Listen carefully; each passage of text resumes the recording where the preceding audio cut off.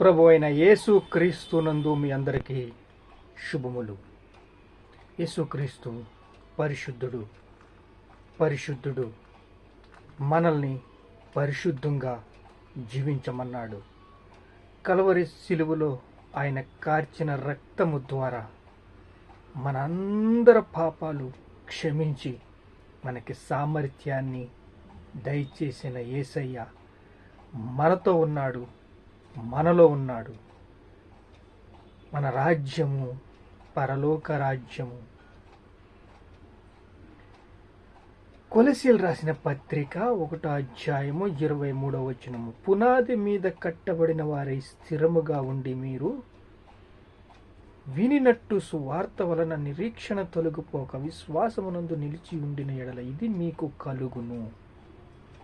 మీకు కలిగే భాగ్యము గురించి దేవుడు చెప్తున్న మాట, పునాది మీద కట్టబడిన వారై స్థిరముగా ఉండాలంట. ఎన్నో శోధనలు వస్తాయి, ఎన్నో శ్రమలు వస్తాయి, ఎన్నో ఆటంకాలు వస్తాయి, ఎన్నో పరీక్షలు వస్తాయి. వాటి మధ్య నిరీక్షణ ఉంచినట్లయితే దేవుని ప్రేమను మనము చూడగలుగుతాం. కృపాకాలంలో ఉన్నాము, మనం వారసులం అనేది మర్చిపోవద్దు. ఆయన మనల్ని ప్రేమిస్తున్నాడు కాబట్టి మనం పశ్చాత్తాపడి దేవుని సన్నిధికి చేరినట్లయితే ఆయనకి అసాధ్యమైంది ఏదీ లేదు. ఆయన మనల్ని ప్రేమించి పరిశుద్ధపరుస్తున్నాడు. చూడండి, ఏలియా సమస్తమును చక్కబెట్టి వెళ్ళిపోయాడు. ఏలియా మనల్ని ఆ జనరేషన్ని చూసుకున్నప్పుడు ఆ యొక్క యజబేలు, ఆహాబు ఎరికో గోడలను మళ్ళీ కట్టించారు.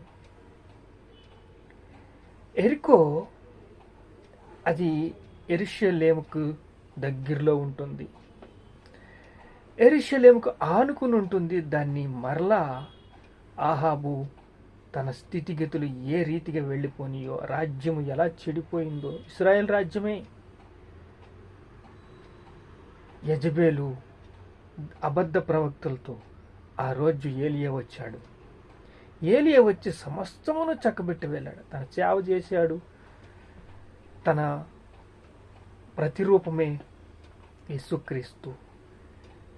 మోషే మనల్ని నడిపించిన నాయకుడిగా చూస్తున్నాం. గిల్గాల్లో సేవ చేశాడు, ఎరికోలో సేవ చేశాడు, యోర్దాన్లో సేవ చేశాడు, బేతేలులో సేవ చేశాడు. నీతిమంతుని విజ్ఞాపన బహుబలము గలదై ఉండెను. ఏలియా మనలాంటి మనుషుడే, కానీ ప్రార్థన, యేసుక్రీస్తు కూడా ఉదయమునే వెళ్ళి ప్రార్థనలో మెలకువతో ప్రార్థన చేసినట్లు మనం చూస్తున్నాం. పునాది మీద కట్టినబడిన వారిగా ఉండాలంటే స్థిరపడాలి. ఇక్కడ ఏలియా జీవితాన్ని మనం జ్ఞాపకం చేసుకుంటున్నాం. పైనుంచి ఆకాశం నుంచి అగ్గి తీసుకొచ్చాడు.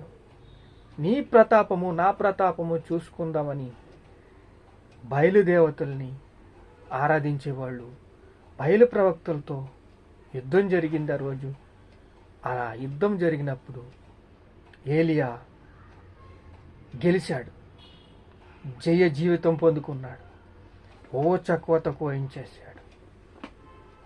రోజు ఎన్నో బలిదానాలు జరిగినాయి.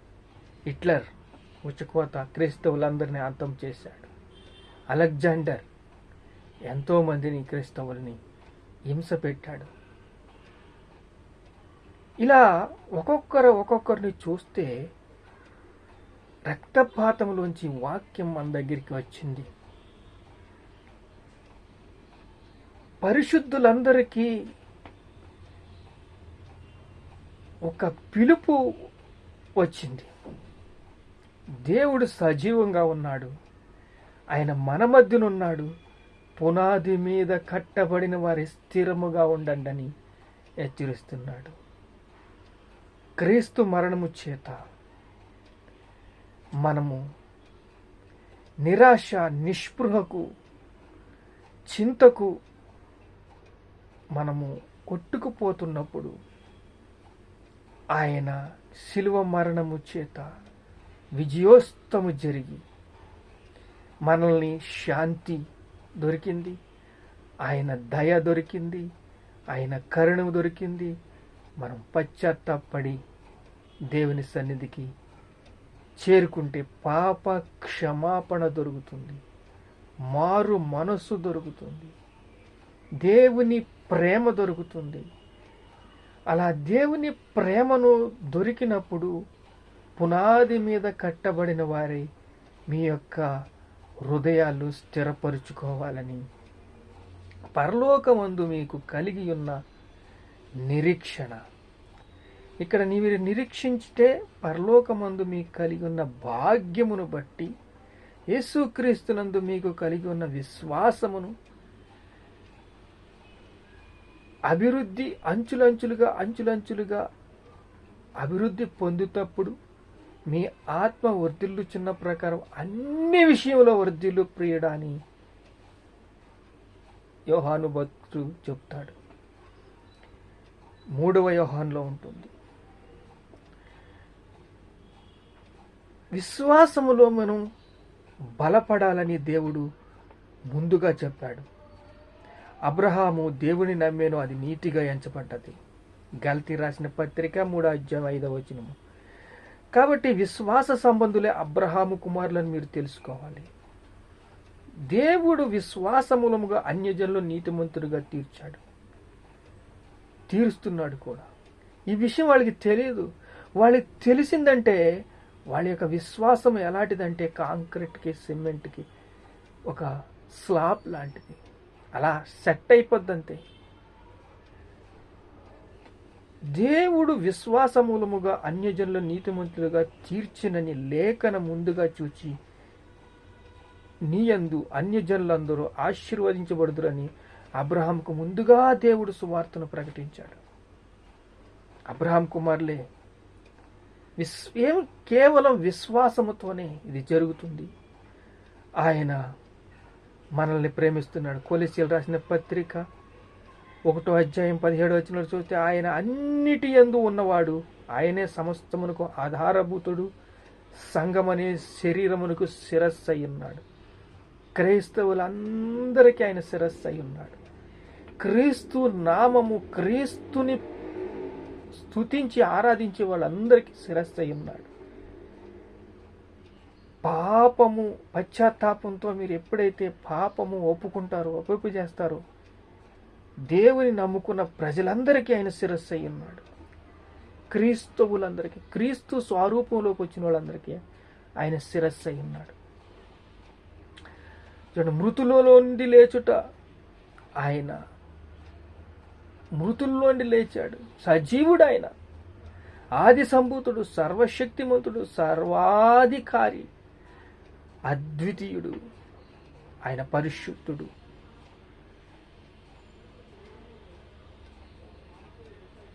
కొలొస్సీయులకు రాసిన పత్రిక 1వ అధ్యాయం 13వ వచనం ఆయన మనలను అంధకార సంబంధమైన అధికారము నుండి విడుదల చేశాడు. అంధకార సంబంధమైన చీకటి నుండి మనల్ని బయటికి లాక్కొచ్చాడు.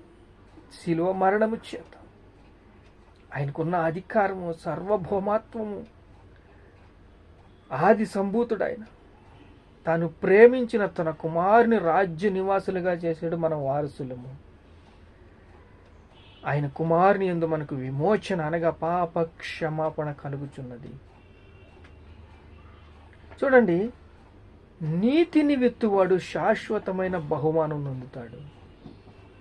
అయితే భక్తిహీనుని సంపాదన వానిని మోసము తెచ్చుకుంటాడు. వానికి మోసమే. మనము పరిశుద్ధంగా జీవించినప్పుడు, నమ్మకంగా జీవించినప్పుడు దేవుడు మనల్ని చుట్టూ కంచి వేసి మన కట్టడలను, మన స్థావరాలను, మన యొక్క సరిహద్దులను, ఊహలను, తలంపులను మార్చి మనకి దూతల సమూహం ఇస్తాడు. ఆ దూతల సమూహము ద్వారా మీరు ఈ సువార్త వింటే మీకు విశ్వాసము కలుగుతుంది. క్రీస్తు మాట వలన కలుగుతుంది. వినుట వల్ల విశ్వాసం వస్తుంది. ఆ విశ్వాసమే అబ్రహాము కుమారులుగా మీరు తీర్చబడతారు. ప్రార్థన చేసుకుందాం. పరిశుద్ధమైన తండ్రి, మీకు స్తోత్రాలు స్తోత్రాలు స్తోత్రాలు స్తోత్రాలు. నిరీక్షణ ఆధారము లేనప్పుడు నిరీక్షణ కలిగి నమ్మినని చెప్పావు తండ్రి. యేసయ్యా పరిశుద్ధుడా, మీకు స్తోత్రాలు. మమ్మల్ని ప్రేమించావు, మమ్మల్ని బలపరిచావు, మమ్మల్ని స్థిరపరిచావు. మా జీవితాలు నాయనా మీ రెక్కల మీద వేసుకున్నావు. మా పాపాలన్నీ క్షమించావు. మమ్మల్ని పరిశుద్ధులుగా చేసావు, పవిత్రులుగా చేసావు. అయ్యా, మా కుమారులు ఒకరోజు ఈ భూమిని స్వాతంత్రించుకుంటారు తండ్రి. ఆ సామర్థ్యం అందరిలో వచ్చింది. సరిహద్దులు విశాలపరుచుకునేలాగా వారందరికీ జ్ఞానమిచ్చి, బుద్ధివాక్యము జ్ఞానవాక్యముతో అయా పునాది మీద కట్టుబడి వారిలాగా వారిని బలపరిచి, స్థిరపరిచి, సిద్ధపరచమని యేసు నామములో ప్రార్థన సమర్పిస్తున్నాము తండ్రి. ఆమేన్.